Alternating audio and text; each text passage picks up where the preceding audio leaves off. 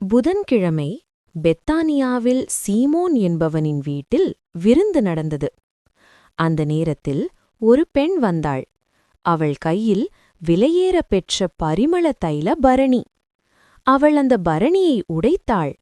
விலையுயர்ந்த தைலம் இயேசுவின் தலையின் மேல் ஊற்றினாள். வீடு முழுவதும் நறுமணம் பரவியது. சீடர்கள் கோபமடைந்தார்கள். ஏன் இந்த வீண் செலவு? இதை ஏழைகளுக்கு கொடுத்திருக்கலாமே. இயேசு சொன்னார், இவளை விடுங்கள். நீங்கள் ஏழைகளை எப்போதும் உங்களோடு வைத்திருப்பீர்கள், என்னையோ எப்போதும் வைத்திருக்க மாட்டீர்கள். இவள் என் அடக்கத்திற்காக இதை செய்தாள்.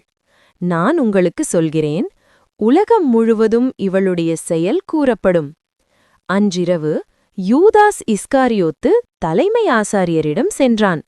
நான் இயேசுவை உங்களிடம் ஒப்புக்கொடுத்தால் என்ன தருவீர்கள்? அவர்கள் 30 வெள்ளிக்காசு கொடுத்தார்கள். அன்றிலிருந்து யூதாஸ் சந்தர்ப்பம் தேடினான். சகோதரனே, சகோதரியே, ஒரு பெண் தன் உள்ளத்தை இயேசுவிற்கு கொடுத்தாள். ஒருவன் இயேசுவை வெள்ளிக்காசுக்கு விற்றான். இன்று நீ எந்த பக்கம்? இயேசு உனக்கு எத்தனை மதிப்புள்ளவர்?